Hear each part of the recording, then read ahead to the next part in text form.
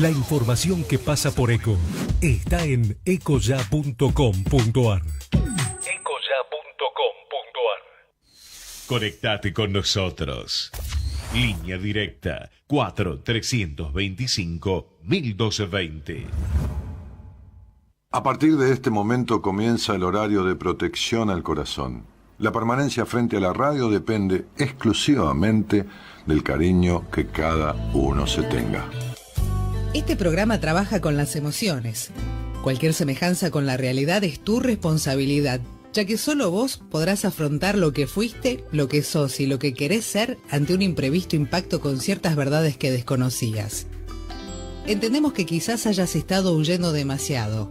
Es hora de dejar de escapar. Gracias por volar con buenas compañías.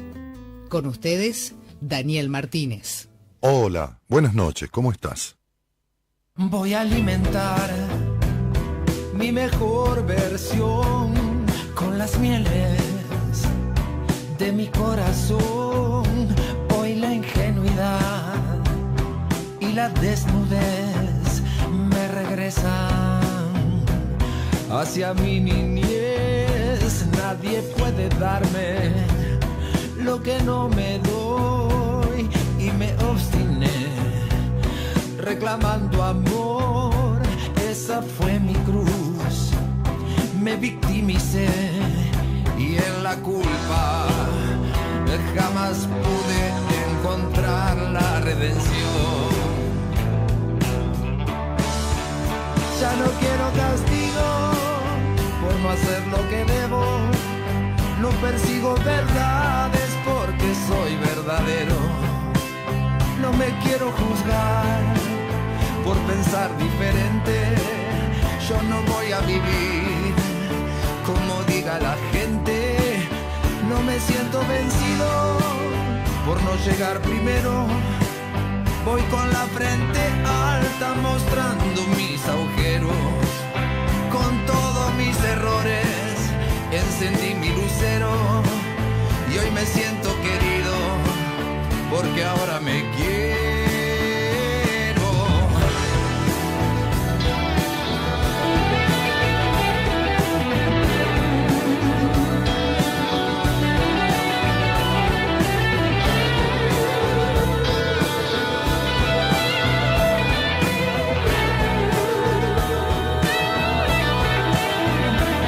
Aprendí a morir más de una vez y a renacer en cada canción. Soy una señal, una vibración por las venas.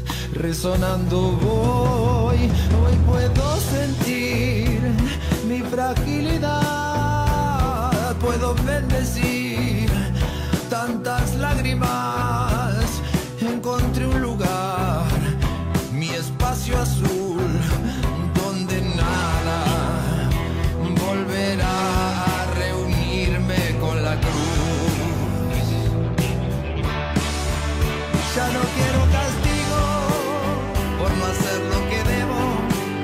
No persigo verdades porque soy verdadero.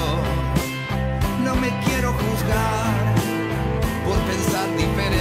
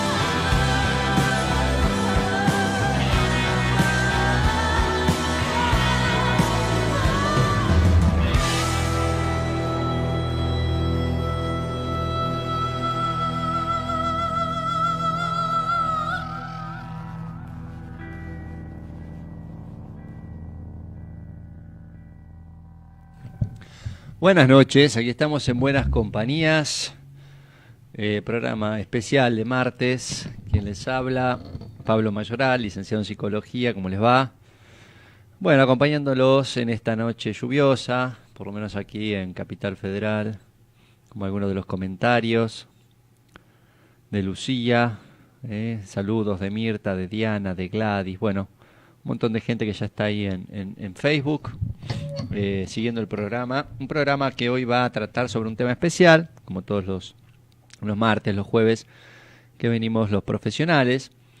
Y el tema de hoy tiene que ver con los mitos y los destinos. Y va a ser muy interesante, en particular para las mujeres. Vamos a estar comentando las mujeres mitológicas más destacadas, en particular en referencia a la mitología griega, y después vamos a hacer una relación con el psicoanálisis y cómo toma esta disciplina la cuestión de los mitos. Ya ustedes han hablado y han también escuchado en este programa reiteradas veces del Edipo, ¿sí?, etcétera. Quizás el mito más conocido, en este caso, o dado a conocer por Freud. Pero hay muchos otros. Así que vamos a estar escuchándonos en AM 1220. Está en la operación, están haciendo el cambio entre Subirana y Juan Imperial. Buenas noches a ambos. Y en la producción está Gonzalo Comito, nuestro productor, que va a estar atendiendo esta noche sus llamados, que pueden hacerlo, pueden preguntar, pueden consultar. ¿Qué pueden llegar a consultar respecto a esto? Bueno, alguna duda que tengan sobre algún mito que les llame la atención. En particular, si alguno de estos mitos que vamos a mencionar en la primera parte del programa las identifica. ¿Por qué es importante hablar de estos mitos? Porque en particular tienen que ver con esto que es el destino, que pareciera ser un cierto poder que, según algunos, creen que fijaría un cierto curso irrevocable en la vida de las personas. Voy a tener muchas citas hoy. He traído muchas citas, mejor dicho. Sí. Que tienen que ver con esto del destino. Para que vayan entendiendo que a veces uno, a partir de esto, que se juega, el mito es como una especie de historia que se juega principalmente en el inconsciente colectivo. Esto quiere decir que cualquiera, desde lo individual, puede tomar de ese mito que tiene que ver con la cultura y de alguna manera reproducirlo en su propia vida. La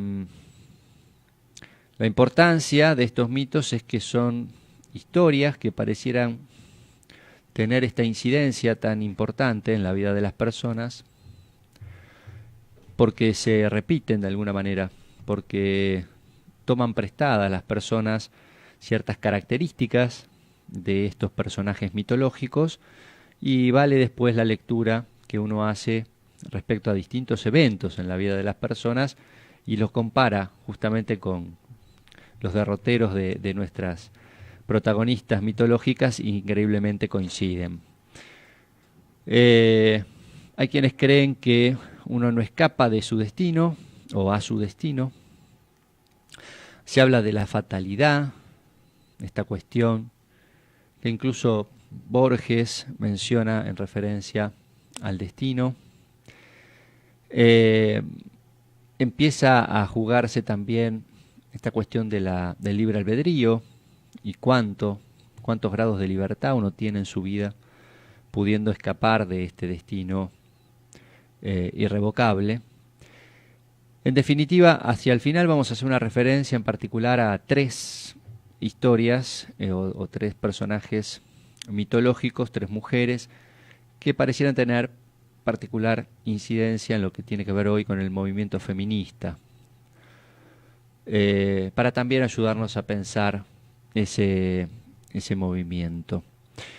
Vamos a utilizar la mitología griega en principio porque es la más conocida por nosotros. A veces se confunden los griegos, los romanos, pero en particular los más conocidos son los personajes griegos. En referencia al mito y al destino, dicen los propios griegos que por encima de todos los dioses estaba el destino. Una divinidad nacida del caos y de la noche, dicen, cuyas sentencias eran irrevocables, sin que nadie, ni Zeus mismo, pudiese impedir su ejecución. Los romanos heredaron los mitos griegos y les dieron sus propios nombres, como les decía. Y con respecto al destino también era ubicado como siendo ejecutado por Parcas, que era una diosa, la diosa de los infiernos, dueña de la vida, de los hombres y por ende del destino. ¿Le suena la Parca? Sí, ¿no? Bueno, Parca, me parece que viene de acá, de la Parcas, la diosa, que tiene que ver con los romanos, diosa de los infiernos. ¿Cuánto de esto tiene que ver la repetición, ¿no? Como esas pesadillas en donde uno no termina de despertar y se repiten y se repiten y se repiten.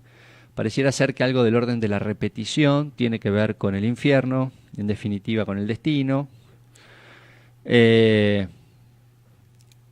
Vamos a ir hablando un poquito de esto cuando toquemos ya el tema desde el psicoanálisis. Bueno, continúa la cita para saber un poquito más, de curiosos nomás, que representaban el destino bajo la forma de un anciano ciego, en este caso teniendo un pie sobre el globo terráqueo. Esta es otra parte, otra representación que no era la de Parcas, sino la de un anciano ciego. Decíamos, con un pie sobre el globo terráqueo y la cabeza rodeada con una aureola de estrellas, para indicar que todo estaba a sus órdenes, el cielo, la tierra y los infiernos. En la mano tenía un libro y una urna que encerraba la muerte de todos los seres. El destino en los griegos se conecta con las Parcas, decíamos, los griegos, los romanos. Bueno, en definitiva hay una relación entre la palabra Parcas y Parcere,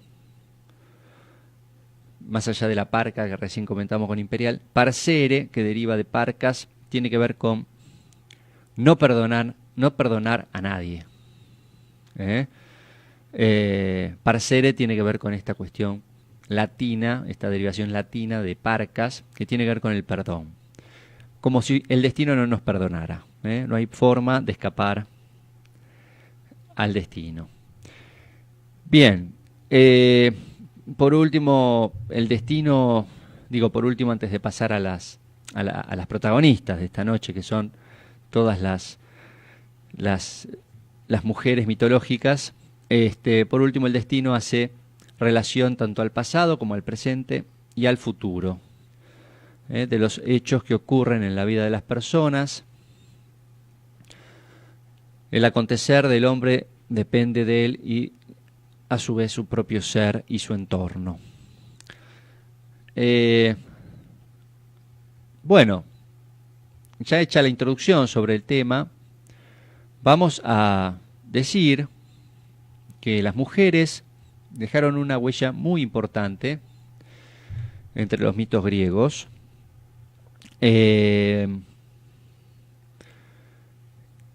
Y a través de las leyendas uno va haciendo una lectura cultural, transcultural, histórica, acerca de lo femenino. En algunas se presentan como heroínas, en otras encarnan algún atributo especial de lo femenino, en algunas aparecen como villanas. Vamos a hacer referencia a 13 mitos, o 13 diosas, diosas inmortales. Los mitos no siempre son diosas, a veces son mortales también, que como decíamos, atraviesan nuestra cultura, que tienen que ver con este inconsciente colectivo de los cuales muchas de las mujeres hoy en día mismo toman prestado parte de su guión mitológico para el desarrollo o la puesta en escena en su propia vida. Vamos a partir de Hera, H-E-R-A, Hera, que era la diosa quizás más importante. Ustedes vayan leyendo a la medida que yo les comente cada una de las diosas mitológicas, a ver qué aspecto de la vida de las mujeres creen que resaltan, por decirlo de alguna manera, ¿no? Hera era la diosa, Hera, con H, era la diosa más importante, la esposa de Zeus. Zeus era como el dios principal, el máximo de los dioses. Hera, decíamos, se presenta como hija de Gea y Cronos, y era la personificación del resguardo a cualquier costo del matrimonio.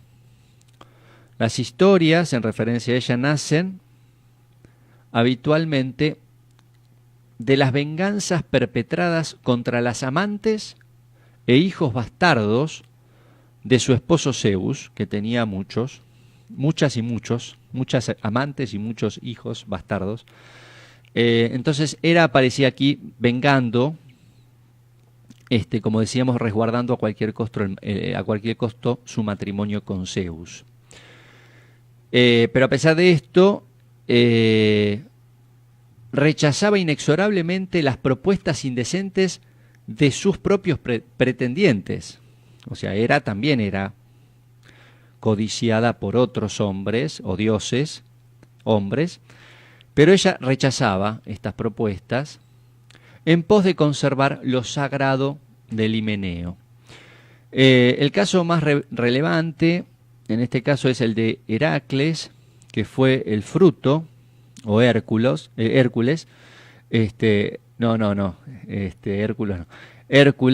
fue el fruto, el hijo de una infidelidad de Zeus con con una mortal, Alamena,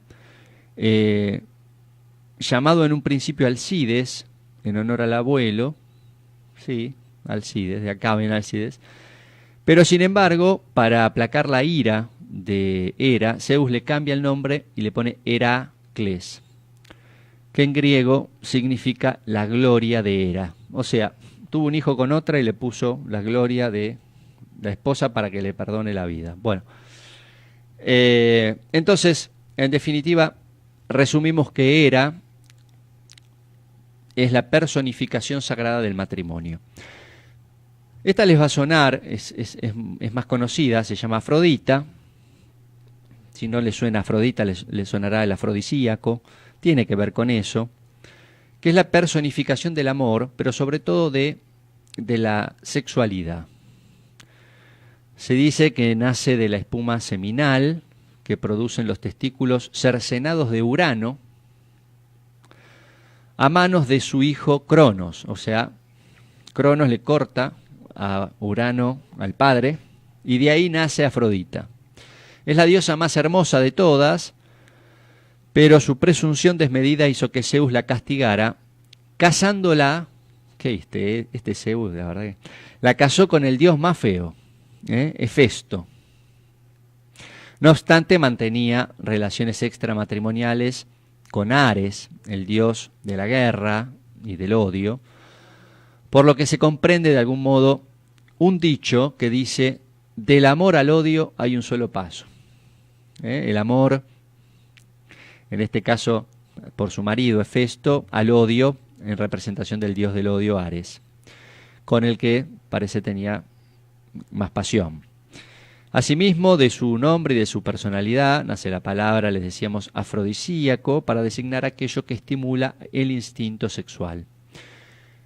Madre de Eros, también conocida Eros, o Cupido, dios del amor, como su progenitora. Entonces Afrodita va a ser la personificación del amor y la sexualidad. Y en particular representa la fogosidad de las mujeres. Bien, vamos con Atenea. Atenea, conocida también como Palas Atenea, la leyenda dice que Palas remite a un nombre de una amiga que por accidente mató en un juego de caza. Atenea es la personificación de la estrategia y la inteligencia bélica. Vamos a hablar más de Atenea más adelante cuando tomemos esas tres que dijimos tienen particular influencia en el feminismo. Personificación de la estrategia y la inteligencia bélica, a diferencia del hermano Ares, que es el símbolo del horror y el odio en la guerra. Se la representa con un casco, una espada y un escudo, cuyo frente del escudo porta la cabeza de Medusa, que le fue regalada por el héroe Perseo al finalizar sus hazañas. Atenea dio nombre a la célebre ciudad de Atenas, en donde aún hoy es venerada por sobre los demás dioses. Entonces sería la personificación Atenea de la estrategia bélica. Su escudo con la cabeza de Medusa la hace temible. En principio personificaría la inteligencia femenina. Artemisa es otra de las... También Diana, en los romanos le decían Diana a Artemisa. Es el símbolo de la castidad y la virginidad. Piensen que estos mitos lo hablaban los griegos hace más de 2500 años, ¿no? Bien, Artemisa es el símbolo de la castidad y la virginidad. Mantuvo enfrentamientos con Afrodita, que es su antítesis, decíamos recién, en términos de sexualidad.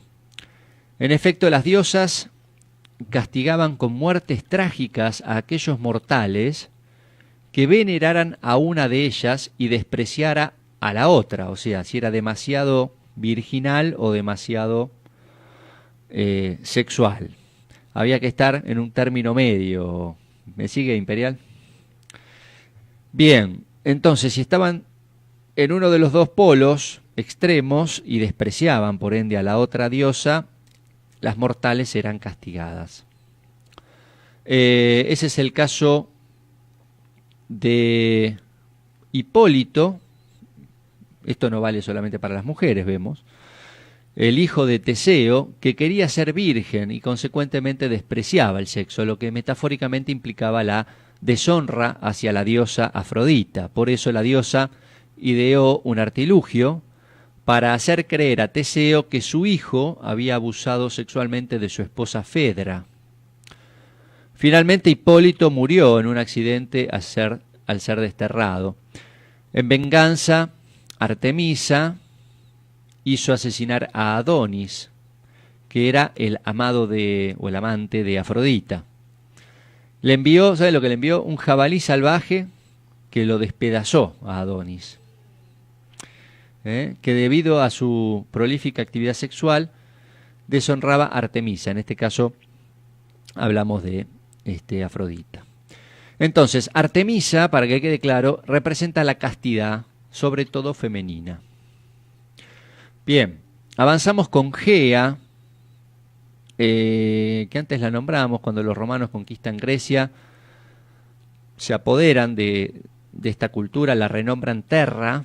Es efectivamente representante de la fecundidad femenina y de todo lo que hay en el planeta Tierra, por lo que los científicos usaron su nombre romano, Terra, para nominar nuestro mundo, el planeta Tierra. Del mismo modo, su gracia también fue utilizada para designar al continente único que existía hacia fines de la era paleozoica, Pangea, calificativo compuesto por el prefijo pan, que designa la totalidad, y junto al el nombre de nuestra diosa madre. Entonces Gea representa la madre de todo lo que vive en nuestro planeta. Bueno, ya pasamos por la esposa, por la amante, por la virgen, por la madre, ¿no? Van más o menos siguiéndolo, ¿no? Pandora, su leyenda nos remite a la caja de Pandora, célebre para designar actos aparentemente insignificantes que desembocan en las peores debacles. Pandora es el equivalente griego de Eva, de la mitología hebreo-cristiana, ya que mientras Pandora abre la caja prohibida y desata la maldad en el mundo, Eva incurre en un desliz semejante al morder la manzana vedada del jardín del Edén. Ambas son la primera mujer de Zeus / Dios respectivamente, y crearon en el hombre la necesidad de una compañía para sus vidas.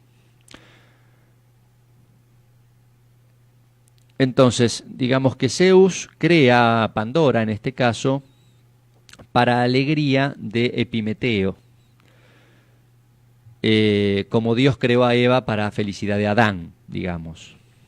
¿Se acuerdan de la costilla que... Bueno, bien, sigamos con un par más antes del corte.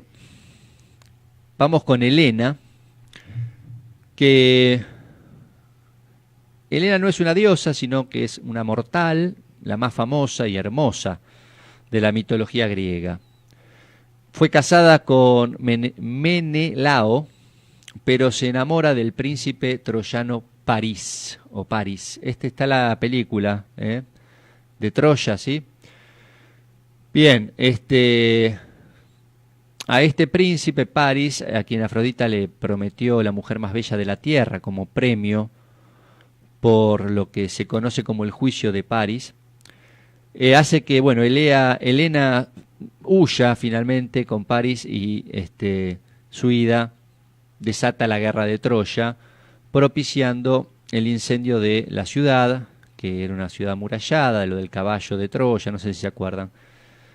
Al final de la contienda, Helena vuelve con el esposo, Menelao, a reinar en Esparta. Su mito representa la infidelidad y la belleza femenina que puede desatar la guerra entre los hombres. Helena, la más hermosa entre las mujeres, propició la guerra de Troya. Este les va a sonar, este es uno de los más conocidos también. Penélope, esposa de Odiseo, es el símbolo de la fidelidad conyugal. Se ve obligado el héroe a marcharse a la guerra de Troya, está 10 años en tierras troyanas, y otro tanto deambula por mares, tierras, en castigo que le impone Poseidón, que es el dios de los mares. Y Penélope, después de 10 años, le dice, bueno, mirá, se murió. Odiseo, bueno, la gran Odisea no terminaba nunca.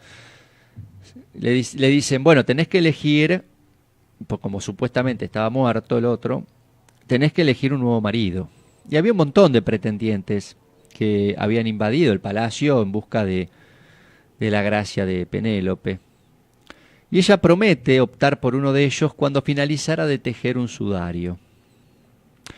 Pero en pos de mantener su fidelidad con el marido, que ella creía que aún vivía, Penélope tejía de día y destejía a la noche. Finalmente el amado vuelve a la patria, mata a todos los pretendientes, como quien entra y encuentra pata de lana. No, cuidado. Bueno, mata a los pretendientes y ella se queda entonces finalmente con Odiseo, que era el premio mayor, que era el amor, la lealtad y la lealtad de su esposa, ¿no? Entonces Penélope es el símbolo de la fidelidad conyugal y para proteger dicha fidelidad tejía y destejía de día y de noche para postergar una promesa. Electra, también conocida por el famoso, así como está el complejo de Edipo, ¿no? Después Jung menciona el complejo de Electra. Sí, también tiene una casa de electrodomésticos. Acá me acotan desde el control. Yo les digo que es difícil hacer el programa por la cantidad de comentarios que vamos recibiendo. Pero no importa, ustedes vayan siguiéndome. y viendo con cuál de todas estas diosas mortales se identifican de la mitología. Electra, el nombre es conocido por ser el equivalente femenino en términos psicológicos del complejo de Edipo,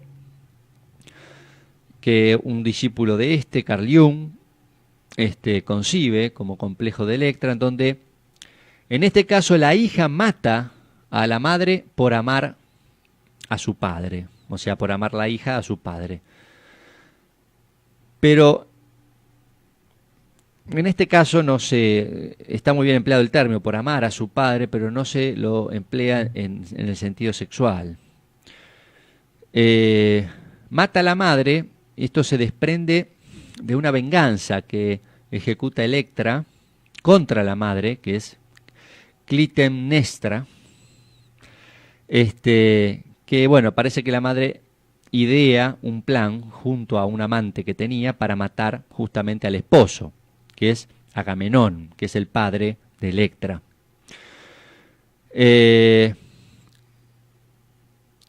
Entonces, en este caso, es asesinado por su esposa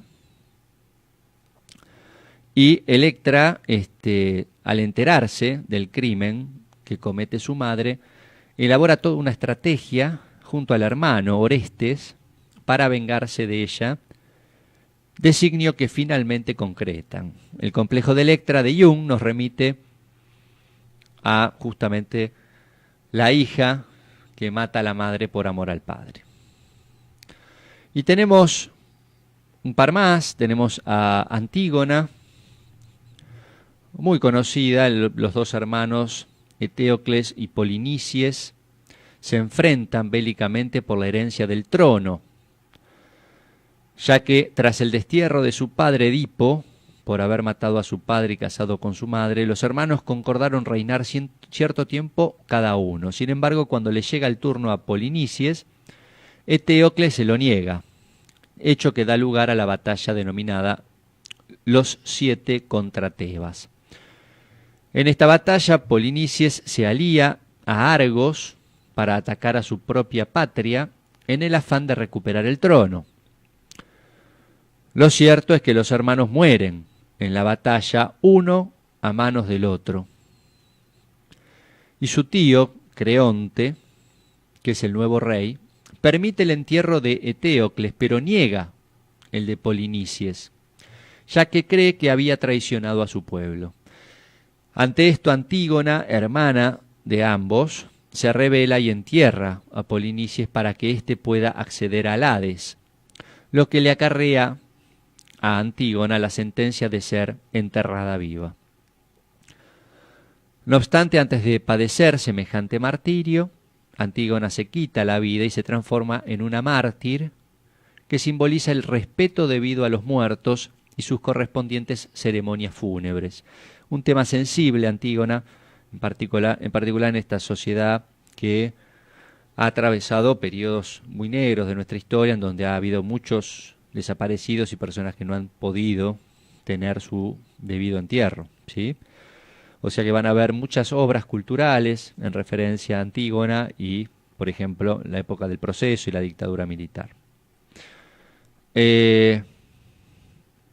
Tenemos un par más. Medusa, bueno, Medusa es conocida, dice que es una hermosa ninfa devota de Atenea, que mantiene relaciones sexuales con el dios Poseidón en el propio templo de la diosa, quien la transformó en esto que se conoce como esa mujer con cabellos de serpientes, que es un castigo por este acto que evita que se enamore de los hombres. Medusa es la que mata a los hombres. Fue condenada a que cada vez que un hombre la mirara, ella los convirtiera en piedra, siendo esta su maldición, pero también un arma letal contra sus enemigos. Perseo, obligado por un mandato de su rey, asesinó a Medusa para obtener su cabeza, con la cual pudo convertir a un monstruo que andaba dando vueltas por ahí, atacando a la ciudad, lo pudo convertir finalmente en piedra y salva a su amada Andrómeda. Al final le obsequian la cabeza de Medusa a Atenea. Como les decíamos antes, cuando leímos Atenea, la coloca en su escudo de guerra. Interesante que Medusa fue utilizada por Freud para graficar su teoría de la castración, entre otros. Medusa era bella, pero Atenea la convirtió en un monstruo con pelos de serpiente. Estas mujeres que están como malditas, ¿no? Bueno, nos quedan dos, así que si me acompañan vamos a leer a Hipólita. Hipólita y su hermana, Pentesilea, eran las reinas de las Amazonas, las más excelentes guerreras del género femenino. Yo creo que hoy hay muchas Hipólitas, y está muy bien.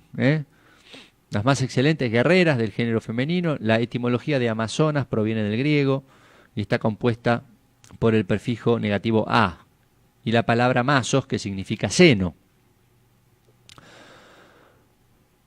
Seno en el sentido de la teta, ¿sí? El seno femenino, dando como resultado sin seno, amazona, ya que de muy jóvenes les cercenaban uno de ellos para que pudieran manejar mejor el arco y la flecha. Representa la valentía y la violencia de la mujer, ¿sí? Y particularmente, mirá qué interesante, porque las amazonas siempre fueron asociadas a posiciones más bien masculinoides, y en el mismo mito se dice que eran cercenadas de justamente un seno. Bien, entonces Hipólita, reina de las Amazonas, quienes se cortaban un seno para manejar mejor el arco y la flecha. También el arco y la flecha es un símbolo fálico. Bueno, por último Ariadna, no Adriana, sino Ariadna, cuando Teseo llega a Creta para matar al Minotauro, ella se enamora del héroe y le facilita un hilo, el famoso hilo de Ariadna, para que pudiese escapar del laberinto donde residía la bestia, o sea, el Minotauro. Finalmente Teseo escapa junto a Ariadna, pero luego Teseo la abandona en la isla de Naxos por haberse enamorado de la amazona Hipólita, de quien tuvo a su hijo Hipólito, que no es el Hipólito que es otro. Y luego de Fedra también se enamora. Teseo era muy enamoradizo. Hipólita después de Fedra, que era hermana de Ariadna. Encima se va y se mete con la hermana, Teseo.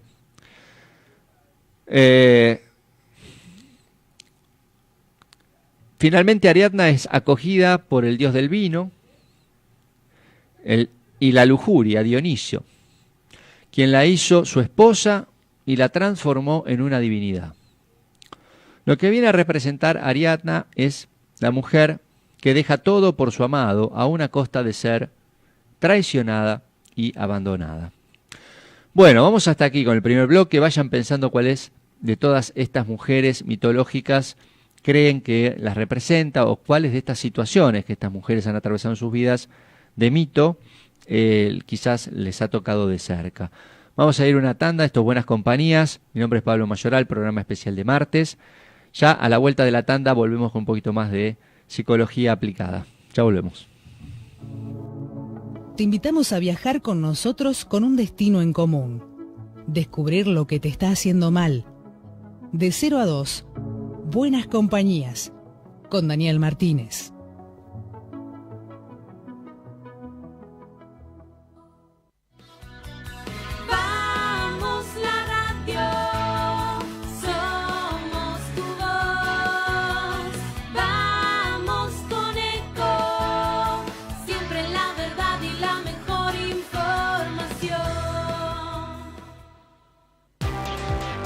Pero qué tarde, ¿qué se me hizo? Me tengo que apurar porque si no, no llego.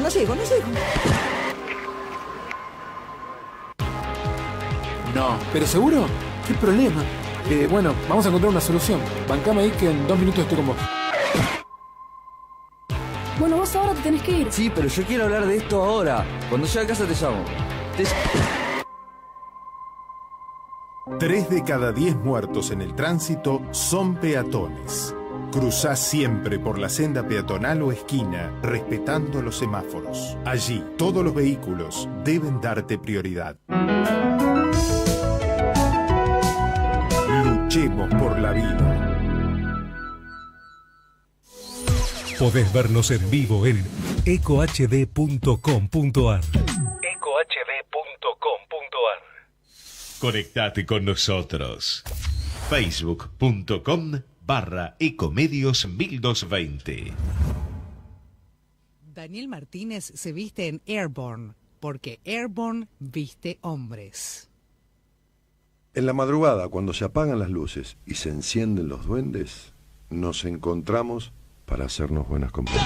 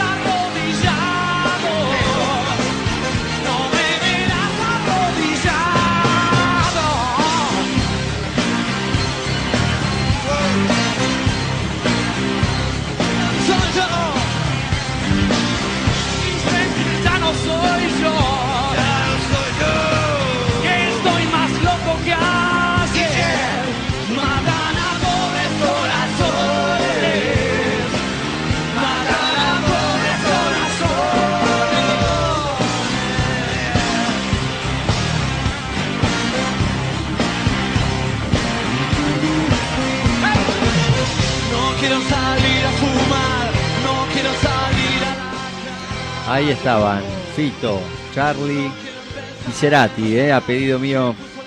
Me había pedido 3 temas a Imperial por separado y me metió a los 3 en el mismo tema. Un grande, gracias Imperial. Ahí está, nuestra cultura musical, los grandes del rock.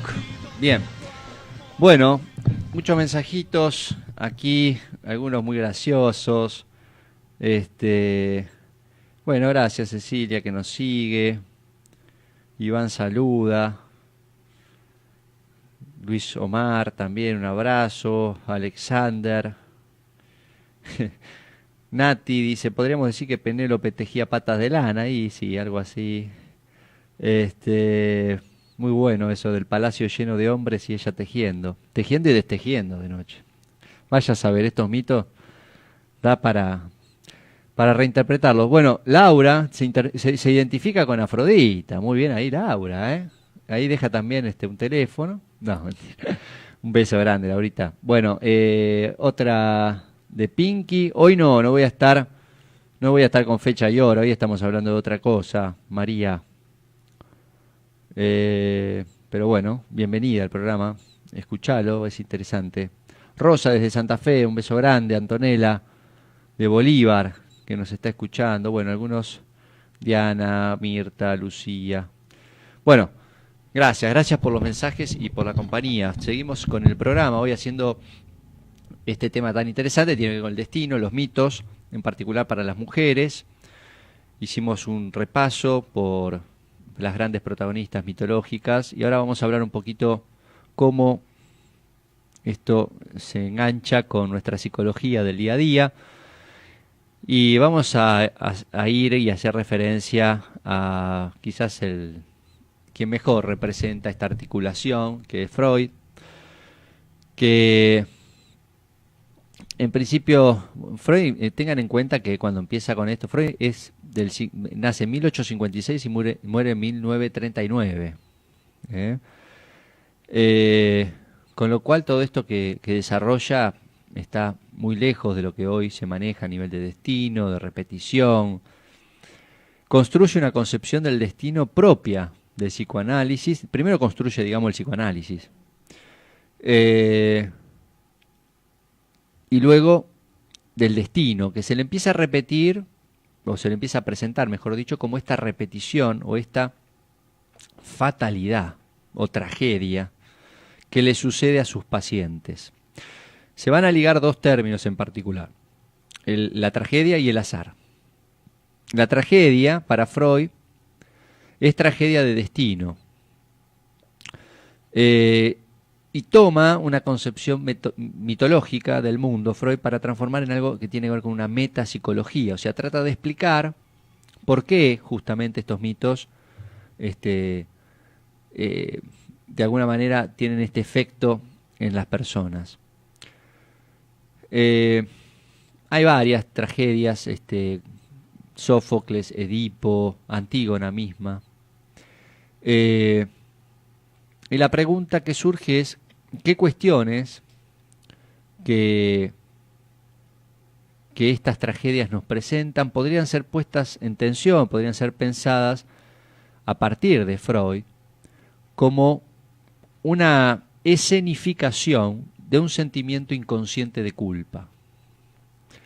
Esta cuestión de la tragedia tomada como esto que permanentemente hablamos, vieron que yo siempre les digo, no es lo mismo el sentimiento inconsciente de culpa que sentir culpa, que uno la siente conscientemente. Muchas veces el sentimiento inconsciente de culpa se presenta así, se presenta como una escena en la vida efectivamente vivida por cada uno de nosotros, que tiene un sentido de tragedia.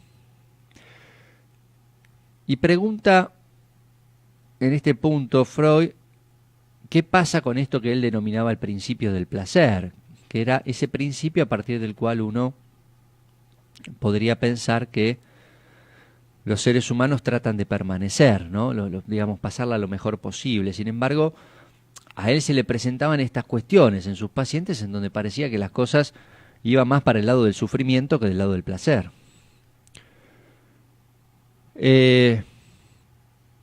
Hay algo que aparece respecto al destino de sus pacientes en Freud, y él lo nombra como la repetición. Y está en esta cuestión que tiene que ver con la repetición, en algo que él menciona como más allá de ese principio del placer, algo que está por fuera de la regulación de la búsqueda del bienestar en el ser humano. Hay algo que está más allá de esa búsqueda de estar bien en cada uno de nosotros, y ese más allá del principio del placer está justamente en relación a una cierta repetición en nuestra vida.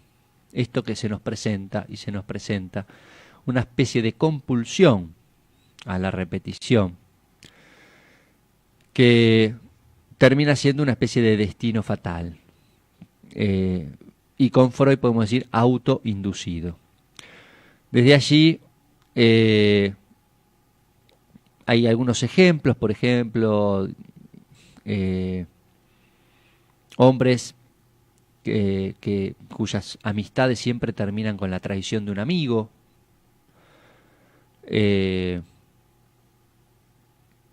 otras personas que siempre tienen en su vida este acto de elevar a otros a la condición de autoridad, pero que después de un cierto lapso luchan y destronan a esa autoridad.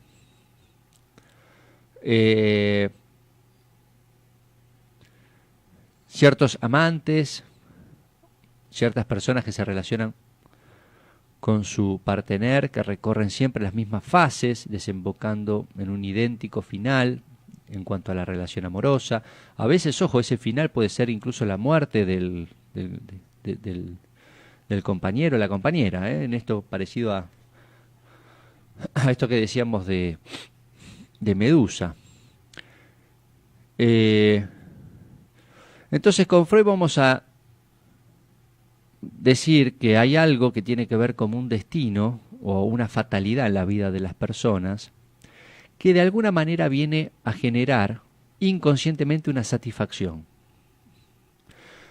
Por eso el término satisfacción hay que separarlo de la palabra placer. Placer tiene que ver con el placer, con algo placentero, algo grato, algo que tiene que ver con el bienestar. Sin embargo, la satisfacción es un término que se separa y que puede, en esa misma satisfacción, una persona puede sufrir o puede pasarla mal. Y esto es lo que se vive muchas veces como destino. Entonces uno puede decir, bueno, en definitiva, entonces ese destino tiene que ver con satisfacer eso que es inconsciente y que conscientemente produce una sensación de malestar. Ahí empieza, Freud esto lo trabaja principalmente con los neuróticos, con las personas que normalmente llamamos normales, y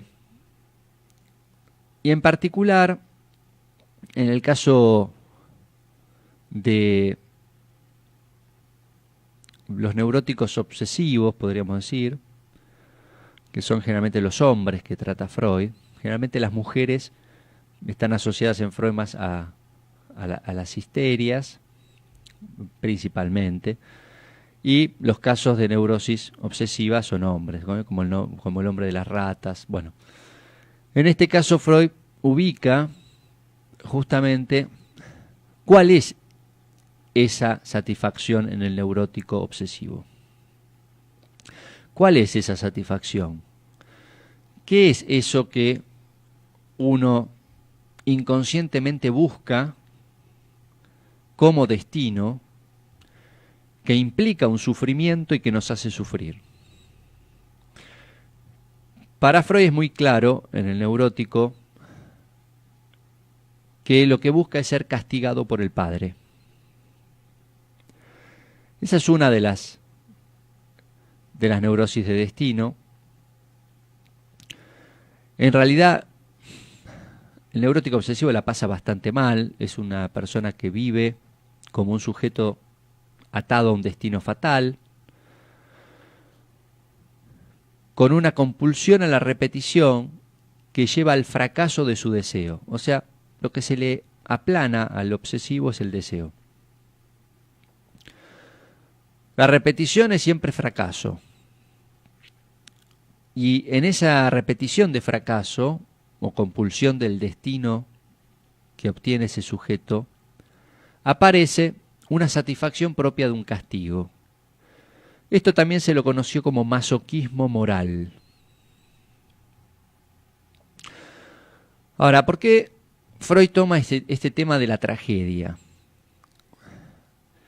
Porque dice que toda tragedia es una armazón, es un armazón particular de un mito.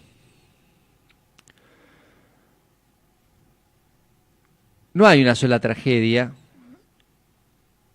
de las que trata Freud, ni siquiera hay una sola tragedia de Edipo. Hay otras versiones de la que es conocida, ¿no? Edipo, esta cuestión que tiene que ver con darle muerte a su padre y casarse con su madre. Para Freud el mito es una cuestión psicológica que se proyecta al exterior. Quiere decir que lee en la mitología, haciendo el camino inverso, desde el afuera hacia adentro, lee en la mitología características que hacen a la estructura del sujeto.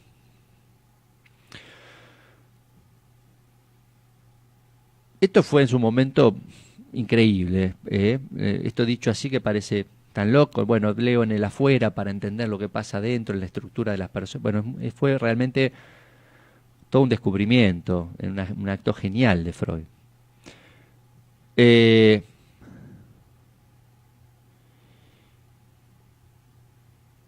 término latino fatum, que tiene que ver con el fatalismo, miren qué interesante, ¿no? El fatalismo significa lo predicho. Es decir que cuando hablamos de fatalidad, hablamos de una predicción, lo predicho por un oráculo. Eso es lo que va a tomar Freud en relación al complejo de Edipo, que se acuerdan que se cruza con el oráculo. Tiene que ver con un conjunto de cosas dichas en relación al porvenir. Y acá vamos a tomar algunas cuestiones que tienen que ver con esto de la predicción. La predicción, cómo se transmite. ¿Cómo le predigo algo a alguien? Se lo tengo que decir. Se lo tengo que decir y esto que se dice con palabras, no nos queda otra. Lejos de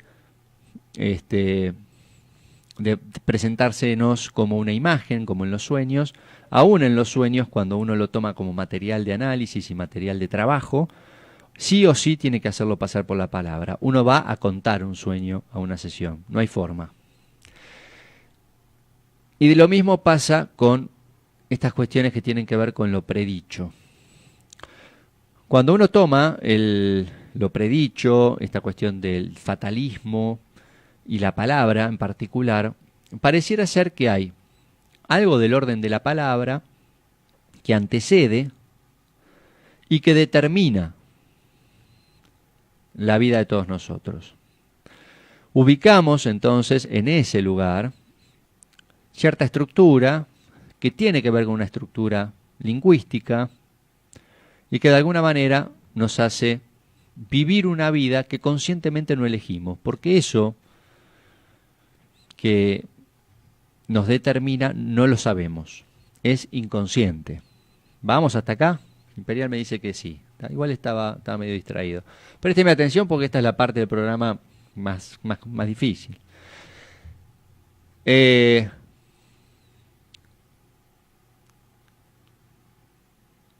Si uno piensa en esto, por ejemplo, el caso de alguien que se casó 3 veces y las 3 veces, no le va bien o le va de manera similar, malamente, uno puede decir que eso es poco probable, pero es posible, ¿no? Es como sacar 3 veces seguida un número en la ruleta. Sin embargo, y siguiendo esta cuestión de lo predicho, vamos a tomar a otro autor del psicoanálisis que es posterior a Freud, que es Lacan, que habla, justo en relación a la ruleta, habla de una apuesta que él hace. El símbolo, la palabra, surge en la vida de las personas, surge en lo que él denomina lo real. Y acá pareciera ser que rompe con esta cuestión azarosa, esta cuestión de, que sea cualquier cosa. Hay una cuestión de cálculo, de probabilidad, ya organizado por una estructura.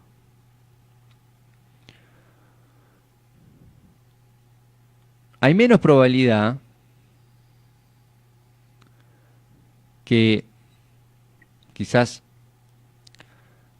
salga la segunda vez un 0 en una ruleta que en la primera, pero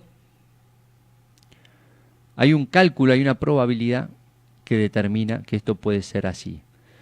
Y la vida, cuando sucede en una persona que 3 veces le pasa lo mismo, uno pareciera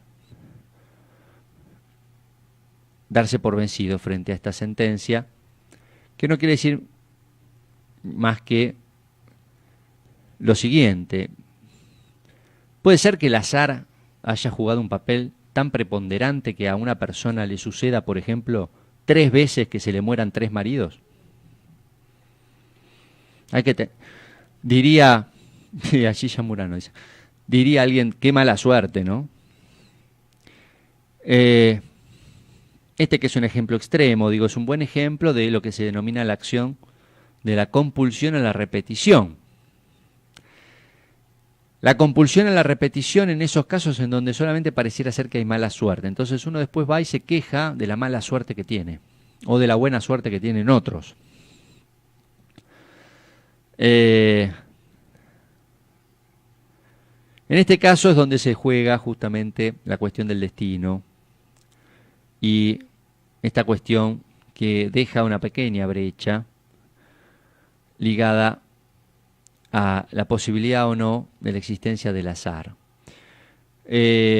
Aún a veces por azar se cumple el destino, o en última instancia incluso, a pesar de todo nuestro esfuerzo.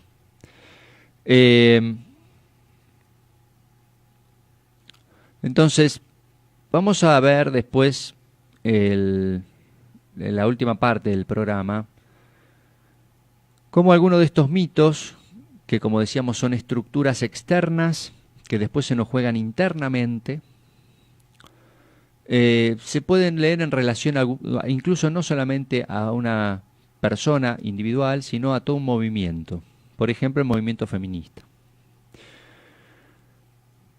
Decíamos, y lo importante de esto es identificar a partir de la lectura de algo externo, como son los mitos, algunas características propias de estas protagonistas, para que cada uno pueda, o cada una en este caso, pueda encontrar cuál es su relación respecto a lo femenino. Que no es poco, ya que es uno de los grandes interrogantes de Freud, junto con la muerte, lo femenino, esta cuestión de qué quiere una mujer, que nunca la terminó de responder, que solamente después, a partir de Lacan, uno puede hacer una relectura y una ampliación. Pero en principio no es poco empezar a identificar si uno está en esta cuestión de la esposa abnegada, si uno está en esta cuestión de la que teje de día y desteje de noche, esperando que vuelva Odiseo, o si está en esta posición más virginal, o en esta cuestión más en relación a una idealización del padre y la muerte de la madre, bueno, o la competencia en este caso, ¿sí? O está intelectualizando en este lugar de Atenea, por ejemplo, o si es la gran madre, como Gea, o la mujer que hace pecar al hombre, como Pandora. Bueno, en definitiva, o la mujer que arma quilombos, como Helena, ¿no? Esta que está en el medio ¿no? Y después hace que los hombres se peleen por ella. Hay muchas. Les recomiendo después, en todo caso, que... Bueno, hay algunas que son terribles, Antígona, etcétera. Bueno, Ariadna tiene un destino también de traición y abandono. ¿Cuántas veces hablamos de mujeres traicionadas y abandonadas? Préstenle atención ahí al mito de Ariadna. Bueno, vamos a ir entonces a una tanda, y mientras ustedes piensan en estos mitos, y después vamos a hacer una introducción apenas respecto al tema del feminismo con tres protagonistas femeninas mitológicas, para que puedan entender desde dónde a veces surge este movimiento que tiene una muy noble causa, como es la de la igualdad de derechos, pero que a veces se puede tropezar cuando intenta cierta igualación desde otro lugar, y no la de los derechos, entre hombres y mujeres. Bien, vamos a ir a una tanda. Mi nombre es Pablo Mayoral, soy psicólogo. Quienes quieran tener alguna entrevista conmigo, hablar de ciertas cuestiones acerca de sus posicionamientos femeninos o sus destinos más o menos trágicos, o cómo salir de ello, pueden llamarme al 1563661426. Esto es mi número particular. A partir de mañana pueden enviarme un mensaje, 1563661426, Mi Facebook tiene que ver con LIC Pablo Mayoral, así se llama, LIC Pablo Mayoral, consultorio psicológico del licenciado Pablo Mayoral. Esta cuestión del destino tiene que ver con generar realidades en nuestra vida. Estas realidades uno o las vive casi como si se les presentaran, pareciera ser como destino, o puede transformarlas. En la página LIC Pablo Mayoral tienen una actividad en octubre, un taller que voy a hacer acerca de cómo transformar la realidad de cada uno de nosotros. Pueden consultarlo allí o me pueden mandar un mensaje al 15 63 66 14 26 para poder participar de la actividad. Ahora sí, vamos a ir a una tanda. Esto es Buenas Compañías con Daniel Martínez, ya volvemos. Te invitamos a viajar con nosotros con un destino en común. Descubrir lo que te está haciendo mal. De 0 a 2, Buenas Compañías con Daniel Martínez. Desde Buenos Aires, transmite LRI 224, AM 1220, Ecomedios. La información que pasa por Eco está en ecoya.com.ar. Conectate con nosotros. eco@ecomedios.com. Daniel Martínez se viste en Airborne, porque Airborne viste hombres. Soledades pobladas de misterios, momentos de incertidumbre, miedo a la verdad, miedo al hacer, al no hacer, miedo al miedo. Desde hace mucho tiempo hacemos Buenas Compañías en la madrugada. Desde hace mucho tiempo que me encanta escuchar y ser escuchado. Te espero.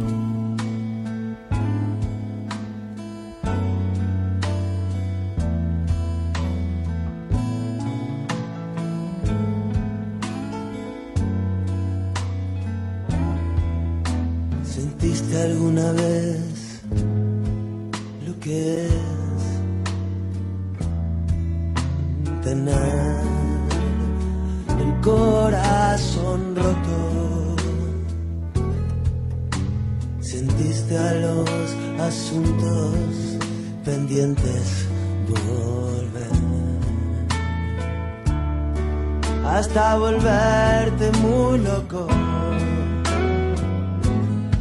Si resulta que sí podrás entender lo que me pasa a mí esta noche. Ella no va a volver y la pena me empieza a crecer. Adentro la moneda cayó por el lado de la soledad y el dolor.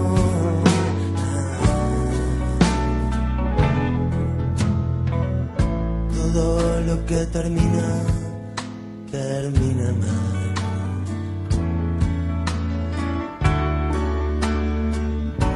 Poco a poco, y si no termina, se contamina mal. Y eso se cubre de polvo. Me parece que soy de la quinta que vio el Mundial 78. Me tocó crecer viendo a mi alrededor paranoia y dolor. La moneda cayó por el lado de la soledad otra vez.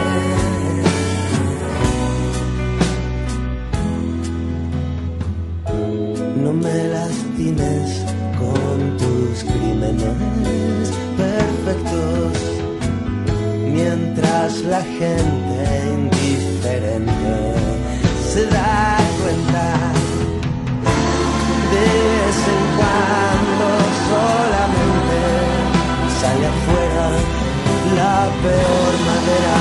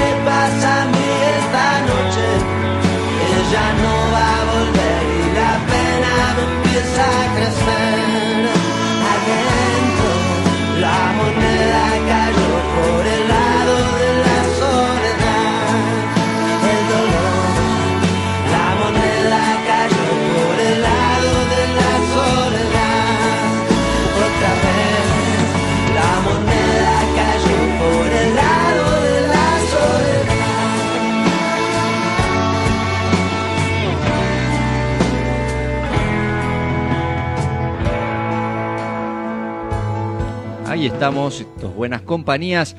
No les dije, pero también estamos en Instagram, Pablo.mayoral o mayoral.pablo, figura acá al revés, mayoral.pablo. Ahí estamos, acabo de subir una foto con Comito e Imperial, Acá está, miren. A ver si se ve ahí. Ahí está, estamos en Instagram, Bien. Síganme ahí en Instagram y también van a recibir información de actividades y eventos. Bueno, como les decía, vamos a encarar esta última parte del programa hablando del feminismo, un movimiento que hace unas décadas se inicia como un proceso de revisión crítica de tradiciones culturales, indagando un amplio universo simbólico para poder desde allí repensar alternativas respecto a esto que tiene que ver con la identidad y los arquetipos de empoderamiento de las mujeres. Desde allí la posibilidad de redefinir lo femenino y lo masculino, las relaciones de género y otros patrones que también permanecen latentes en los mitos y que aún necesitan ser develados. Se entienden que con estos mitos que hablé no se agota, por supuesto, la mitología. Son muchísimos y muchísimos personajes y mitos. En relación a este movimiento, entendamos que, les decía, esta cuestión de la revisión crítica de tradiciones culturales justamente habla de la posibilidad de visibilizar ciertos lazos de poder, ciertas relaciones de poder, que históricamente se ha ejercido sobre la mujer por parte del hombre. Y hablamos de empoderamiento porque justamente muchos de estos arquetipos son cuestionados, ya que limitan, por decirlo de alguna manera, muchas de las posibilidades de realización en muchos planos cuando uno se ubica particularmente en uno o algunos de ellos. Esto que decíamos, de la esposa, ¿no?, abnegada, cuántas mujeres han realizado su vida a partir de haberse logrado casar, o cuántas han sufrido por no hacerlo, por ejemplo. Bueno, todas estas cuestiones que tienen que ver con identificarse con ciertos lugares, con ciertos roles, parten decididamente de estos mitos, que muchas veces son reforzados simbólicamente, son reforzados por los discursos, son reforzados por justamente aquellos que ejercen el poder, dejando pocas posibilidades para que entre las grietas uno pueda o una pueda buscar a ciertas alternativas. De hecho, la cuestión de lo femenino, les decía en Freud, es tan escurridizo porque no es tan fácilmente definible, ya que plantea esta cuestión de la primacía del falo y coloca a la mujer ya desde el lugar de aquello que no tiene. Con lo cual, ya es una desventaja importante, incluso desde el punto de vista del psiquismo. Desventaja que se puede transformar potencialmente, quizás creativamente, en algo superador, por lo multifacético y por el potencial desconocido que podría llegar a contener aquello del orden de lo femenino. Dicho esto, decíamos que muchas veces la cuestión de la igualdad y en la lucha de la igualdad de los derechos se confunde con la igualdad, justamente en este orden, el orden de ser, digámoslo, medidas por la misma vara, en el sentido de lo fálico, en el sentido de esta cuestión estructural que a veces las ubica en un lugar pareciera masculinoide, que no necesariamente tiene mucho que ver con lo tradicionalmente conocido como la mujer. Cuestiones muy confusas. Aquí realmente no hay una verdad. Aquí habría que ir indagando uno por uno y una por una a ver qué es para cada uno lo que es ser hombre y ser mujer. Se entiende que estamos más allá de la cuestión de los derechos, ¿no? Nadie discute la igualdad de derechos. Estamos hablando de cómo esto, desde el punto de vista psicológico, después uno puede acomodarse a esto que pareciera ser un desborde de un movimiento. Bueno, en referencia al tema de hoy, yo sé que estoy más, son temas para debatir y temas que pueden despertar muchos interrogantes, así que bueno, seguramente da para hacer todo un programa respecto al tema, o varios, o traer invitados, y etcétera, ¿no? Porque realmente es un tema muy interesante. Hoy se discute hasta si un médico tiene que atender a una mujer en un cierto campo, esto lo habrán escuchado, o no. Bueno, alguna de estas cuestiones. Las moiras, no morias, no. Las moiras, volvemos a la mitología. Las moiras son las hijas de la noche. Y esto en relación al feminismo, ¿eh? Bien, síganme con esto. Las moiras son las hijas de la noche. Permanecen recluidas en el ámbito invisible, al que pertenece todo aquello que no tiene reconocimiento en el orden masculino, que es ilegítimo y clandestino porque forma parte de una genealogía exclusivamente femenina. A cambio de ese poder sobre las vidas humanas, en particular a las moiras se las asocian con las tejedoras de destino, y este es el poder que se les adjudica. A cambio de ese poder sobre las vidas humanas, las moiras pagan un alto precio. Ellas están obligadas a tejer los hilos de los destinos de otros, pero nunca tejerán el suyo propio. Y aquí reside su drama. No son ni podrán ser nunca hacedoras de su propio destino.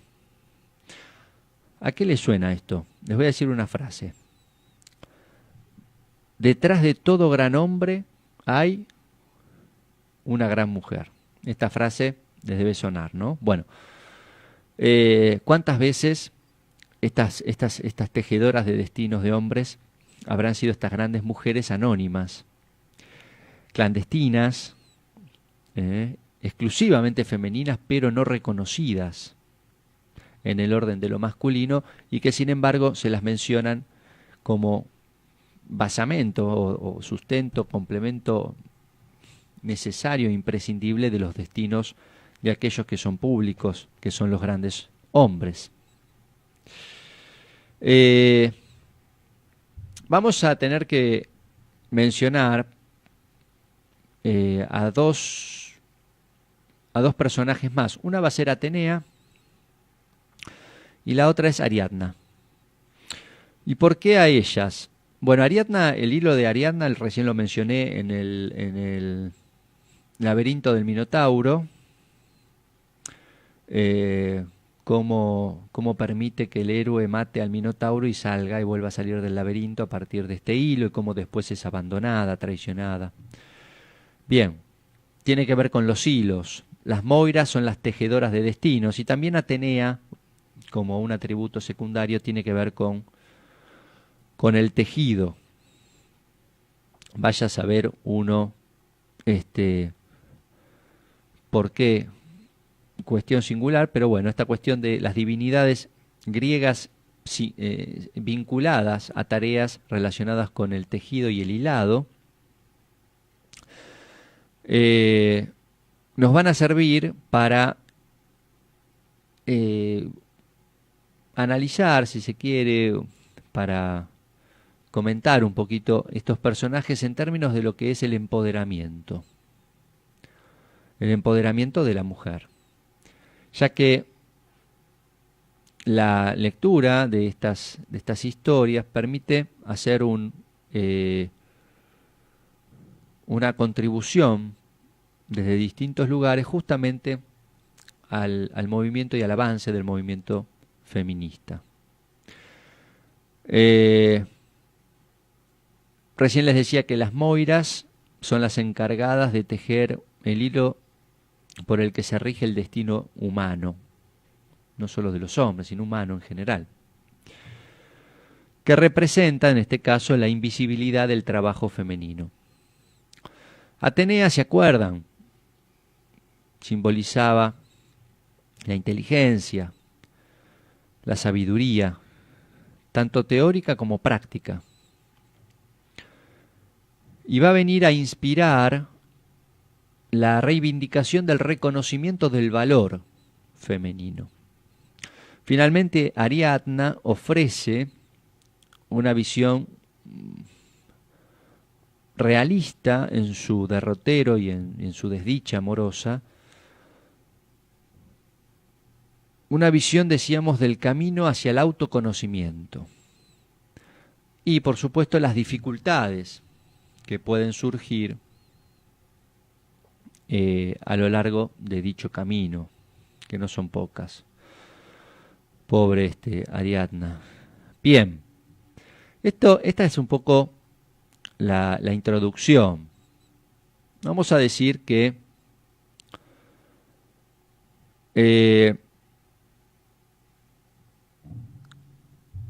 estos mitos, si no se dieron cuenta hasta ahora, reflejan ciertos estereotipos. Los estereotipos tienen que ver con esto, con cierto bagaje, cierta cantidad de símbolos que de alguna manera permiten construir una identidad, tanto masculina como femenina. Nuestro tema de hoy tiene mucho que ver con las cuestiones del orden de lo femenino. Y la lectura de estos mitos quizás nos permita, decíamos, un aporte, identificar cosas en el afuera que no terminamos de encontrar en la estructura. En este caso no una estructura individual, sino de una estructura como movimiento, quizás grupal.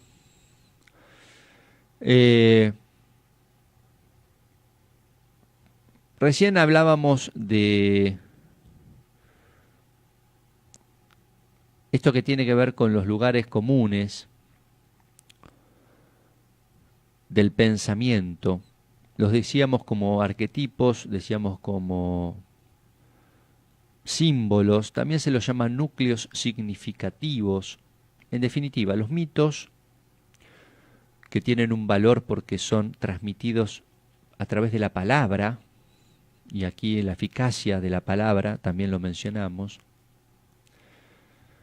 nos van a proporcionar entonces claves para comprender lo humano.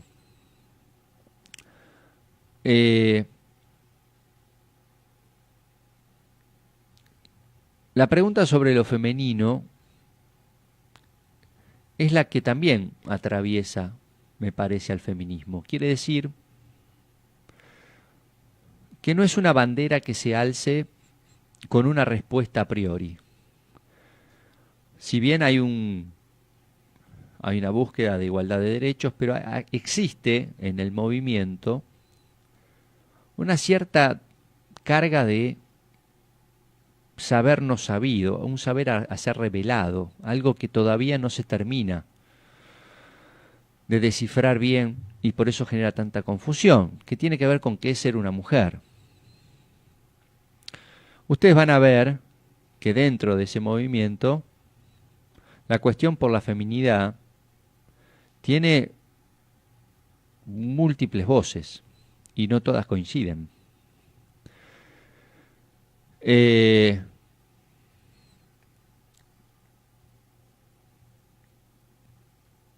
Yendo más hacia lo que sería esta cuestión de las diosas o las figuras mitológicas, las deidades femeninas, ¿qué tendrá que ver esta cuestión del hilado y el tejer? En principio lo vamos a pensar, para partir de algún lugar, que la feminidad tiene un cierto poder. Lo femenino tiene un poder. Creo que esto o se intuyó, o se supo, o se sintió de alguna manera por parte del hombre, y por eso impone por fuerza bruta históricamente su supremacía y reprime y de alguna manera deja a la mujer en ese lugar de sometimiento históricamente. Esta cuestión del hilar y del tejer tiene que ver con distintas versiones o visiones del poder femenino.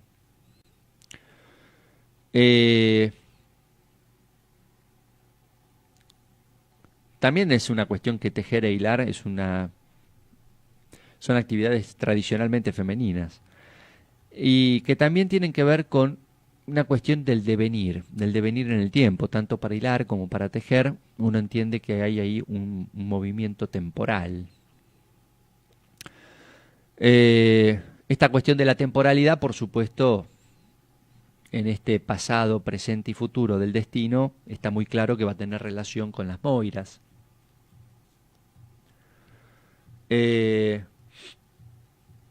La segunda figura que mencionamos, que es Atenea,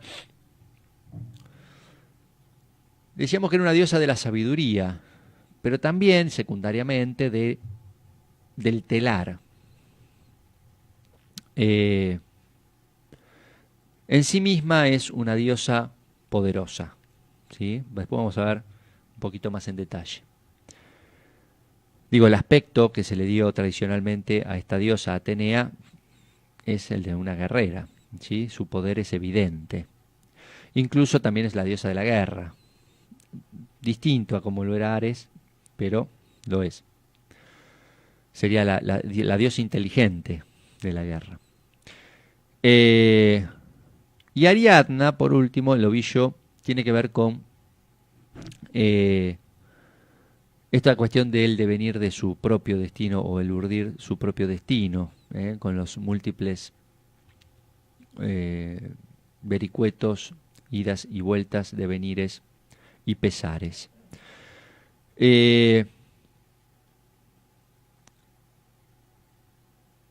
Vamos con las moiras entonces, tejedoras del destino.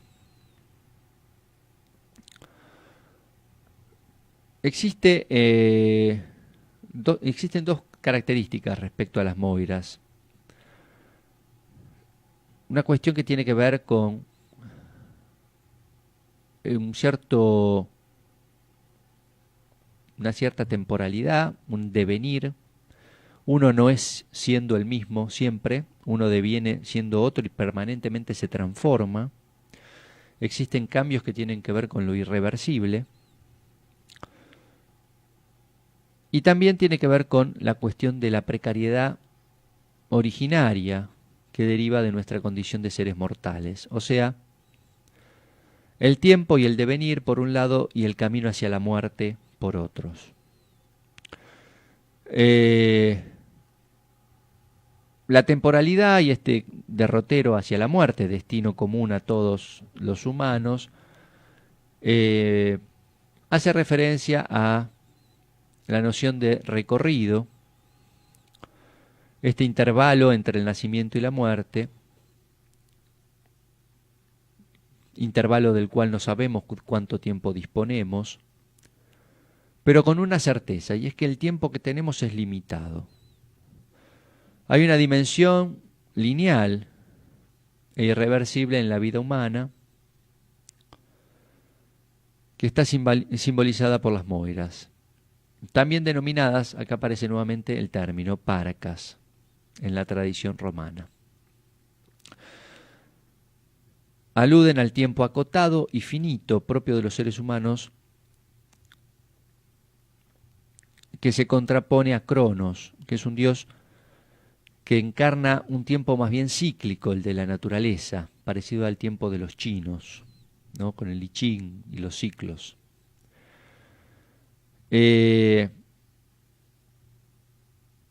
Tenemos pareciera ser que cada vida particular de estas moiras representa una hebra, o estaba representada, mejor dicho, por una hebra de hilo que salía de una rueca le llaman, de Cloto. Digo, esto es una terminología muy específica, pero en definitiva, esta hebra de hilo, que era cada una de las vidas particulares, era cortada por las tijeras de Atropo cuando la hora de la muerte llega. Esto es muy interesante, porque me mira Imperial, pero realmente la historia de la mitología es interesantísimo. Estas moiras, estas hilanderas, estas hijas de la noche, que trabajaban en la oscuridad, ocultas, a las miradas ajenas, representaban un espacio inaccesible a los humanos, era un no lugar, un no tiempo propio de los mitos. El abismo del no tiempo, el tiempo anterior al tiempo. Que por un lado las ubica en ese lugar de casi no existencia, y por otro lado les da el poder que deriva de esa labor, que tiene que ver con el poder de decidir sobre el tiempo humano. Decíamos que permanece condenado a la invisibilidad. Es una tarea que se realiza oculto. Quiere decir que seguramente muchas o mucho de lo que es el movimiento feminista en su momento se manejó ocultamente y estuvo oculto, pujando para lo que luego fue finalmente este movimiento instituyente del feminismo. Podríamos decir que en las moiras estaría este poder instituyente, ¿no? ¿Se entiende? Hay dos movimientos, uno instituyente y uno instituido, o lo instituyente o lo instituido, aquello que pugna por romper las instituciones ya establecidas, aquello que hace fuerza para romper con ciertas formas de hacer, de pensar, de categorizar, y luego el movimiento en donde esto nuevo se instaura.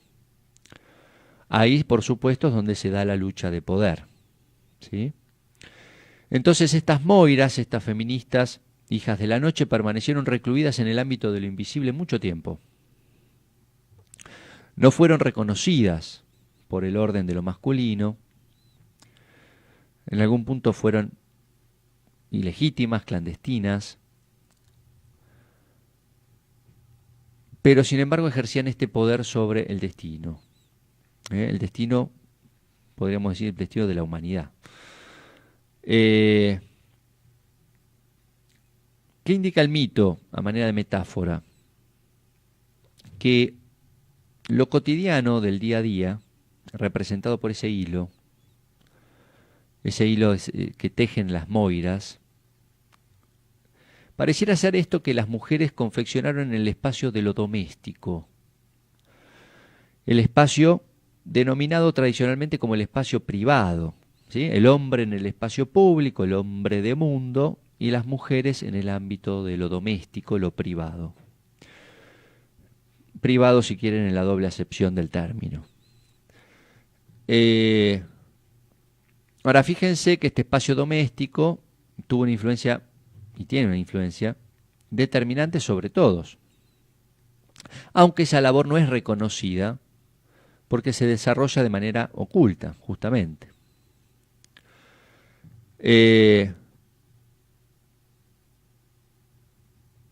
Hay una cuestión ahí de mujeres calladas, de mujeres laboriosas, de mujeres, me hace acordar incluso a mi abuela, ¿no? Mi abuela, la mujer que de todo el del día a día, ¿no? Yo me acuerdo tradicionalmente en mi familia que se levantaba mi abuela antes que salga el sol, que baldeaba la vereda, que preparaba para que mi abuelo pudiera abrir el negocio, que después estaba con el tema de los chicos, que cocinaba, que los mandaba al colegio, que preparaba el coso, que después atendía a mi abuelo, que a la noche hacía lo mismo, que lavaba la ropa a mano, ¿no? Y mi abuelo laburaba, mi abuelo era sastre y trabajaba en su sastrería sentado, justamente, hablando de tejer, mirá lo que es, qué increíble, y yo preparando un programa sobre esto. Bueno, se entiende, ¿no? Bueno, por supuesto que estas mujeres ocupan un papel de subordinación. Sin embargo, como les decía, me parece que representa, a pesar de esta subordinación, de esta invisibilidad, etcétera, etcétera, etcétera, un poder impresionante, un poder que tiene que ver con este movimiento de lo instituyente, esta puja que finalmente se hizo escuchar.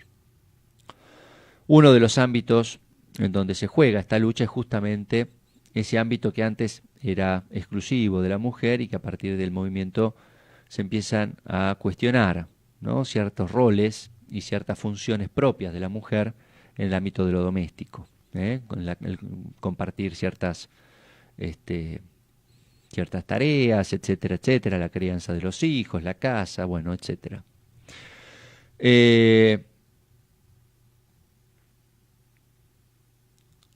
Bien.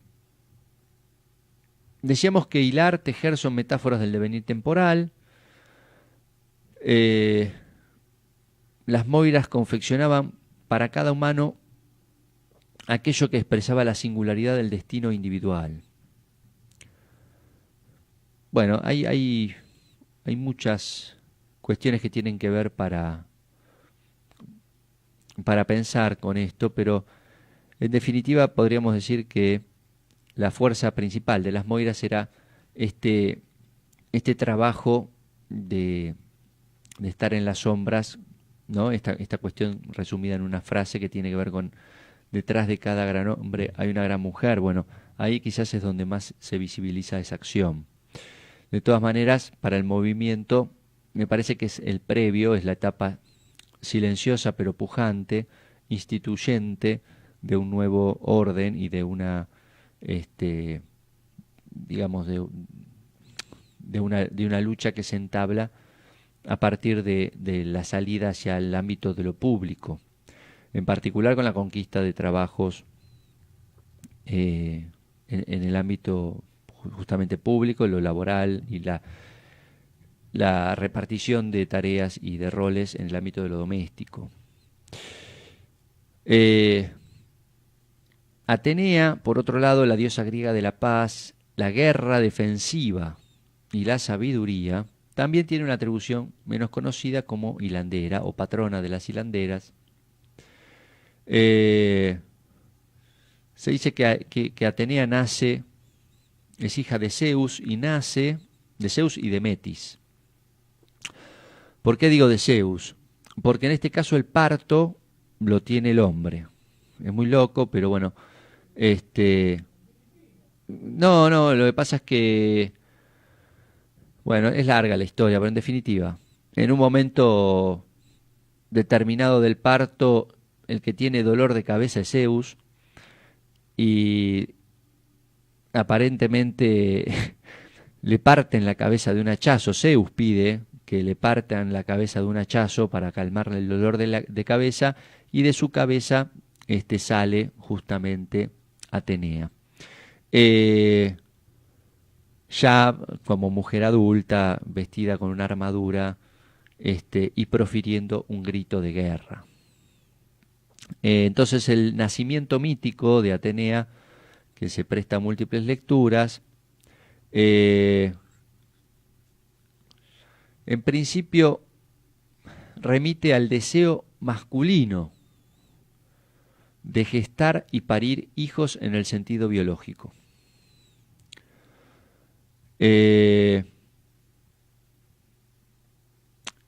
También podemos hacer otra reflexión que tiene que ver con el prejuicio patriarcal.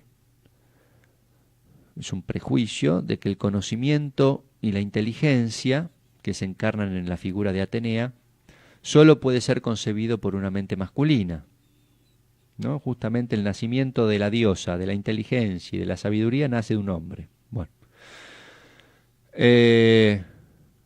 ambas interpretaciones muestran a Atenea sometida a la ley del padre, sujeta entonces al orden masculino, pero yendo un poco más allá de esa primera lectura, podríamos hablar de una figura mitológica femenina empoderada. A diferencia de las anteriores, Atenea tiene un poder explícito, no silenciado, no prescrito, Y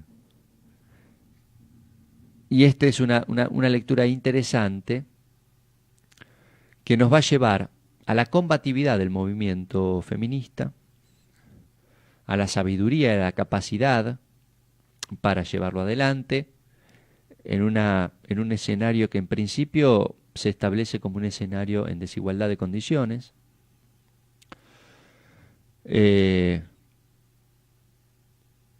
Elementos que confluyen en la figura de Atenea.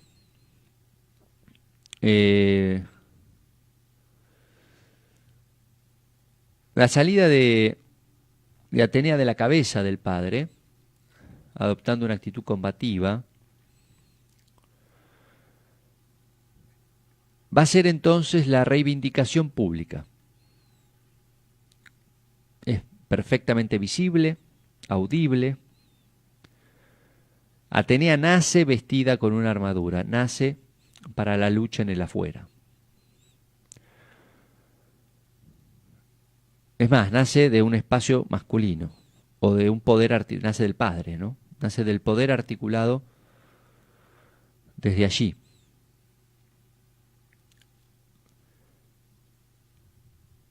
Representa entonces la vertiente intelectual de la mujer y va a encarnar lo femenino no compartido con los varones,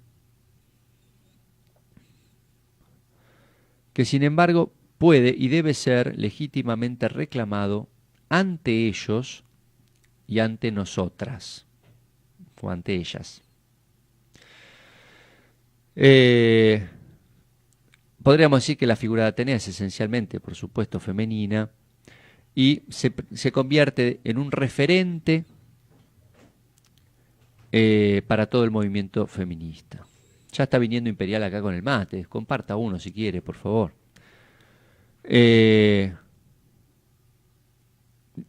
La historia, muchas gracias, miren qué mate me trae Imperial, espectacular. ¿De dónde es? La madrugada de Juan Imperial, qué grande. Bueno, entonces, la historia de Atenea, a diferencia de las Moiras, que eran mujeres privadas, es una historia de reivindicación. Y es una reivindicación del valor que las propias mujeres necesitan otorgar a su femineidad y a su diferencia sexual. Fíjense lo que les decía antes con respecto a ciertas cuestiones del movimiento que a veces en el reclamo de igualdad de derechos tiene una especie de emparentamiento muy cercano a ciertos estereotipos masculinos. Aquí lo que nos dice el mito es que Atenea no solamente reivindica la cuestión de derechos, sino también del valor que las propias mujeres necesitan otorgar a su feminidad. Quiere decir que habrá que revisar qué es valioso en el orden de lo femenino, en el orden de esta diferencia con los hombres, que no implique una cuestión de desventaja o una cuestión de leída, ¿no? Como desventaja o como sometimiento, como cuestión de desvalorización incluso respecto a lo masculino. Quizás haya que revisar algunas cuestiones que puedan ser tenidas en cuenta en ese sentido. Por supuesto que en este caso Atenea habla del reconocimiento de la valía femenina que contribuye a afianzar la confianza de las mujeres en sí mismas y a reforzar las peticiones de acceso al poder público, visible e institucionalizado. Bueno, ya a esta altura tenemos un montón de casos de mujeres que han accedido a prácticamente todas las posiciones públicas. Sin embargo, todavía, bueno, hay una desproporción considerable. Eso inclusive es todavía causa de lucha y de igualdad. Por supuesto que cuando estamos ya trabajando en el mito de Atenea, son mujeres que no se van a dejar reducir a la clandestinidad de lo doméstico, como pasaba con las Moiras, se rebelan en contra de la invisibilidad, así que cada vez que tengamos un movimiento que vaya en contra de esto, de esta invisibilidad, ahí tenemos el mito de Atenea. Bien, vamos entonces a hablar de, por último, pues ya estamos muy cerquita, hay un montón, hay un montón para hablar acerca de Atenea. Miren que es interesantísimo, aquellas que quieran leer sobre Atenea pueden hacerlo. Vamos a hablar un poquito de Ariadna. El hilo mágico de Ariadna es el personaje mitológico complejo, asociada a dos elementos principalmente en su historia: el hilo mágico y el laberinto del Minotauro, y el encuentro con dos referentes masculinos distintos: Teseo, el héroe que la traiciona. Teseo es el que entró al laberinto, mata al Minotauro y sale gracias al hilo, que después le promete una vida fantástica y después la deja. Y Dionisos, el dios que se casa con ella y le concede la inmortalidad. Bueno, más allá de la historia, vamos a decir que la historia de Ariadna nace del amor a Teseo. Se enamora en cuanto lo ve. Decide ayudarlo a matar al Minotauro. ¿Sí? Esto antes se los había comentado. Teseo le promete que si vence al monstruo se la lleva a Atenas y se va a casar con ella. Ella, ilusionada, lo hace y de alguna manera después se ve traicionada. Siguiendo la cuestión del hilo, el hilo, podríamos decir que Ariadna es, digamos, la joven enamorada que de alguna manera traiciona a su propia familia para huir, porque tienen que leer la historia, traiciona a su propia familia para huir de su hogar y estar junto a su amado, y que finalmente no está a la altura, este amado del amor que Ariadna le ofrece. En este caso, el hilo viene a representar la atadura. La atadura, el vínculo que une a dos miembros de la pareja que se comprometen recíprocamente. Ese hilo que permite al héroe entrar y salir. Termina presentando a Ariadna como la salvadora de Teseo. Incluso Ariadna le permite a Teseo su destino de héroe.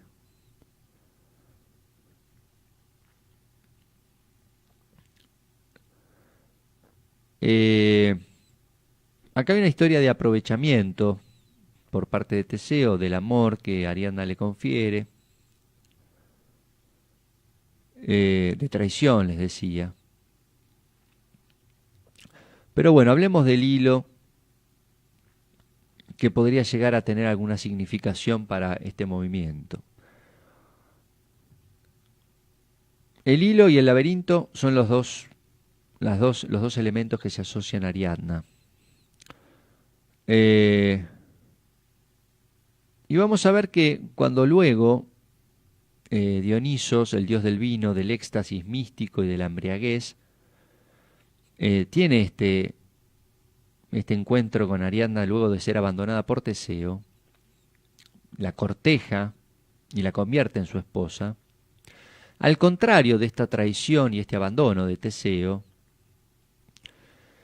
el dios no teme, podríamos decir, en relación al hilo, a las ataduras de la relación con Ariadna.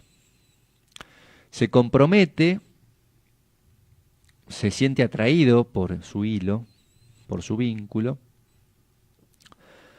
y de alguna manera le da este poder de inmortalidad. ¿Sí?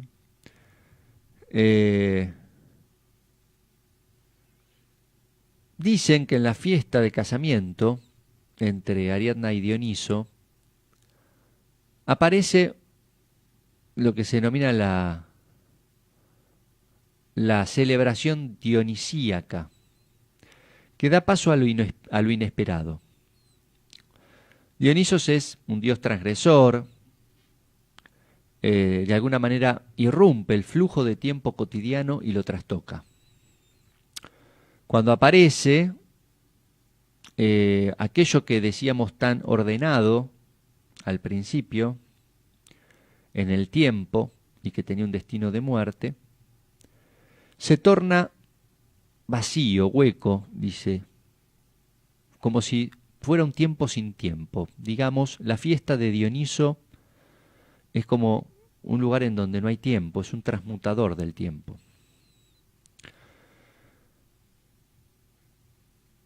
Podríamos decir que aquí el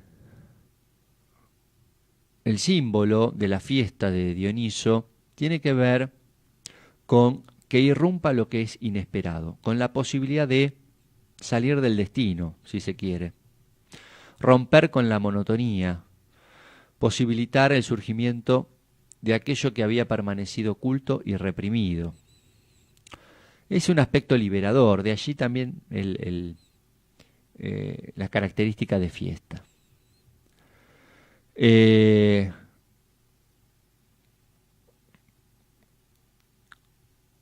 Bueno, en relación a lo femenino, podríamos decir, con el movimiento, que este Dionisos representa el amante de las mujeres que tienen el centro en sí mismas. Podríamos decir que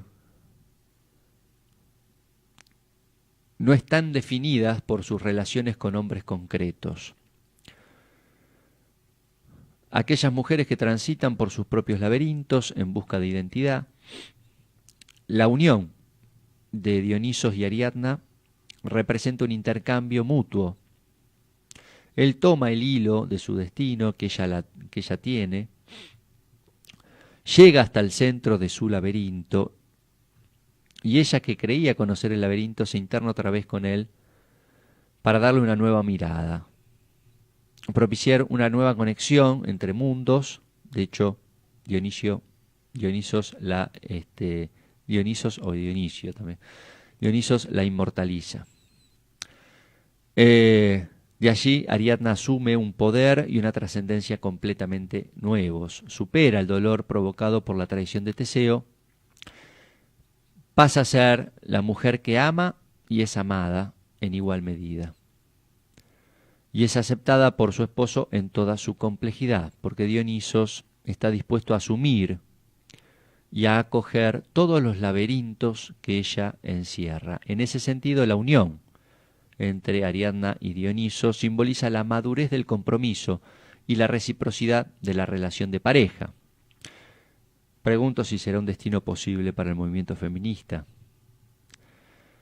Allí donde alcance la madurez y donde se permite un compromiso y una reciprocidad con el movimiento que va en contra del feminismo.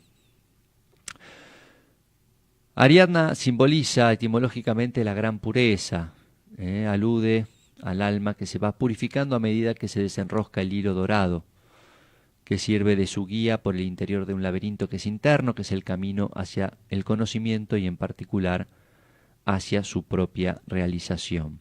Con esto no quiero decir que simplemente el movimiento esté en el medio de un laberinto a la búsqueda de desenrollar su ovillo, pero tiene algo que ver en este sentido con un camino no solamente hacia afuera, sino hacia el interior propio, hacia la revisión del movimiento, que le permita buscar la fortaleza necesaria para superar las adversidades que hoy se le plantean. El autoconocimiento y la confianza en las propias capacidades es una de las características de Ariadna. Y de allí vendrán finalmente los elementos fundamentales para el empoderamiento y el triunfo del movimiento feminista. Bueno, hasta aquí con el programa. Espero que les haya gustado. Sé que hoy nos fuimos hacia algunos temas que van más allá de las temáticas comunes del programa. Pero bueno, teníamos que hablar un poco de feminismo y para eso nos valimos de los mitos, de la mitología, con un poquito de metapsicología freudiana. Así que espero que lo hayan disfrutado. Lo pueden volver a escuchar, ¿sí? Por Mixcloud, Ecomedios. Ahora viene el programa de la madrugada de Juan Imperial. Juan Imperial en la operación, Gonzalo Comito hoy en la producción. Mi nombre es Pablo Mayoral. Pueden escribirme, estoy en Instagram, mayoral.pablo. También pueden escribirme en el Facebook, LIC Pablo Mayoral, licenciado en Psicología. Tengo el consultorio psicológico del LIC Pablo Mayoral y también a mi teléfono 1563661426 por consultas, dudas, sugerencias o lo que quieran comentarme acerca del programa de hoy que trató sobre mitos y femineidad. Será hasta la próxima. Mañana un programa especial con el Dani Martínez. Nosotros nos estaremos reencontrando en cualquier otra oportunidad. Pero estén muy bien, disfruten la noche. Hasta la próxima. Nadie puede darme lo que no me doy y me obstiné reclamando amor. Esa fue mi cruz. Me victimicé y en la culpa jamás pude encontrar la redención. Ya no quiero castigo por no hacer lo que debo. Desde Buenos Aires, transmite LRI 224, AM 1220, Ecomedios. AM 1220 kHz, LRI 224, Buenos Aires, Argentina, pasa a transmitir ahora el himno nacional argentino, en cumplimiento de la ley 25.636, sancionada por el Poder Ejecutivo Nacional.